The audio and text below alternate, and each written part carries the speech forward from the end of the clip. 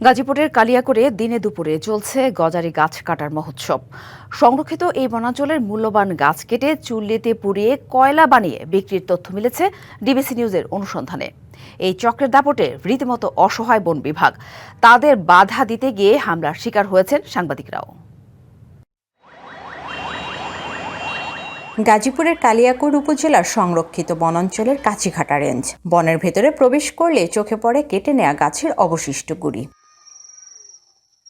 বনের আরও গহীনে প্রবেশ করতে দেখা মিলল এক ভয়ানক চিত্রের। সারি সারি গাছ কেটে রাখা হয়েছে। বনের ভেতরেই সে গাছ পুড়িয়ে বানানো হচ্ছে কয়লা। এরপর ট্রাকে করে তা পাঠানো হচ্ছে দেশের নানা প্রান্তে। সংরক্ষিত বনভূমি এভাবেই উজাড় করছে বনখেকোড়া। প্রকাশ্যে এই কর্মকাণ্ড চললেও দেখেও না দেখার ভান করছে প্রশাসন। আর বন রক্ষার দায়িত্বে পর্যাপ্ত জনবলের কথা জানিয়ে নিজেদের অসহায়ত্বের কথা জানায় বন বিভাগ। সামর্থ্যের মধ্যে আমরা যথেষ্ট চেষ্টা করছি।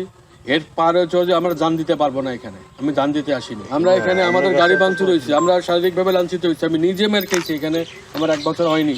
কয়েকদিন আগে একজন সাংবাদিক গেছেন, উনি এমনভাবে লাঞ্ছিত হয়েছেন, এটা বলার মতো।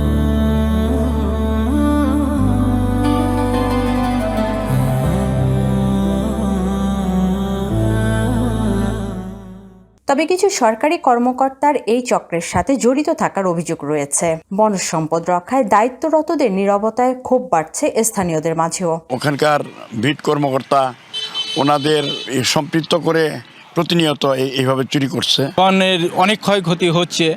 হ্যাঁ, এগুলা আসলে করা মোটেও ঠিক না। আমরা চাই সরকার এইখানে হস্তক্ষেপ করুক এবং আমাদের এই বনভূমি রক্ষার জন্য পুরোপুরি সুন্দর একটা ব্যবস্থা তৈরি করুক। এ বিষয়ে উপজেলা প্রশাসনকে অবহিত করা হয়েছে বলে জানান এই বন কর্মকর্তা। লিখিতভাবে ইউনো মহোদয়কে জানানো উচ্ছেদের জন্য উনি আবার এখানে কিভাবে কাকে জানি দায়িত্ব দেয় যে এটা তাড়াতাড়ি 7 দিনের মধ্যে করতে। তাকে বলছে তার করবে না, এখন আবার সে 40 স্টার্ট করছে। গাজীপুরের সংরক্ষিত বন রক্ষায় জরুরি পদক্ষেপ না নিলে কালিয়াকৈরের সবুজ বনের ভবিষ্যৎ নিয়ে শঙ্কা থেকেই যাচ্ছে। Mahmuda Sikder, DBC news, Gazipur.